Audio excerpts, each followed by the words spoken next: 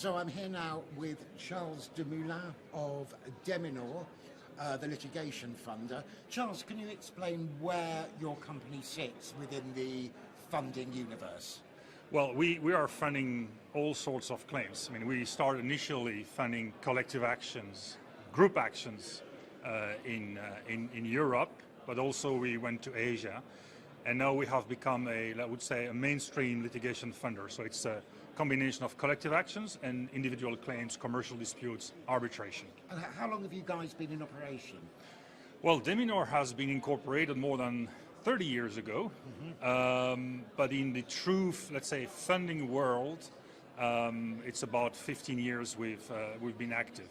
So you've seen an enormous amount of changes, really, from it mostly focused in the US, Canada, now obviously coming over to Europe, specifically the UK and Netherlands. What I wanted to pick up on was something you said in the panel discussion you just featured in about the EU being a patchwork, and of course it is. Do you think the Commission, well, you can't put yourself in the mind of the Commission, but there clearly, I don't think, has been that kind of coalescence among the member states that they might have hoped for. If you had their ear, would you give them any advice, or would you just allow them to throw up their hands and say, we've got disparate legal systems, this is as good as it gets? Yeah, I think there are two sensitive issues when you talk, well, even three sensitive issues when you talk about harmonization in Europe. One is tax, the other is social security, and then the third one I would say law, private law and litigation. So I think the Commission has done its best to harmonize as much as possible some common features of litigation, but whether you can harmonize everything and come with one single litigation space in Europe, I think that's almost impossible. But I don't think it's a negative. A patchwork, I mean, I would say, I don't want to start being too much into poetry, but it's nice, you know, the difference in colors makes it attractive. So it's the same for litigation, and I think also for litigation funder, having different legal systems is an advantage. So I would say my message or my plea to the Commission would be, okay, please help us fund litigation in different countries, but you do not necessarily have to bring everybody under the same roof. Cool. Now, litigation funding can to some people seem quite an opaque, mysterious process. So what happens? What's the actual process when somebody knocks on your door and says, me and I reckon 100,000 other people want to sue this social media company or this water company.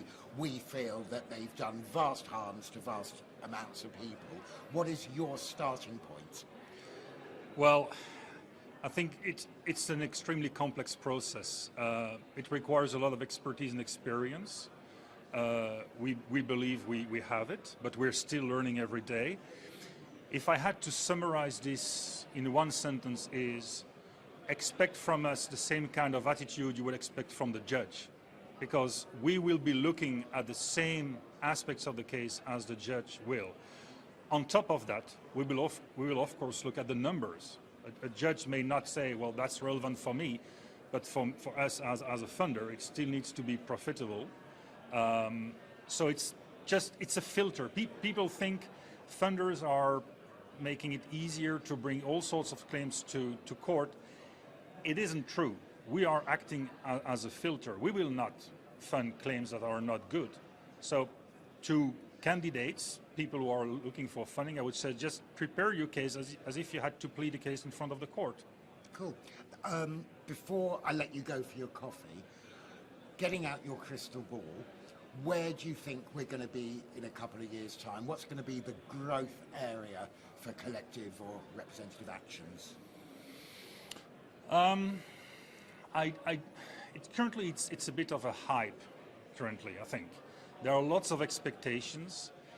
It's still in its infancy, so I am optimistic. But you would say, yeah, optimistic for what? I think I'm optimistic we're going to move towards a more mature market in Europe for collective actions. There will be some mishaps on the way, but that's natural. And if it helps select the right cases that are worth it, I think it will benefit the whole idea of collective actions because it will gain in credibility. And I think for us as a litigation funder, what matters is that we can invest in credible claims. And I think it's the same objective for lawyers and for consumer organizations and for would-be qualified entities representing the class. Fantastic. Charles, thank you very much indeed. You can now have your coffee. Thans very much. You've earned it. It was a pleasure. Cheers. Thank you.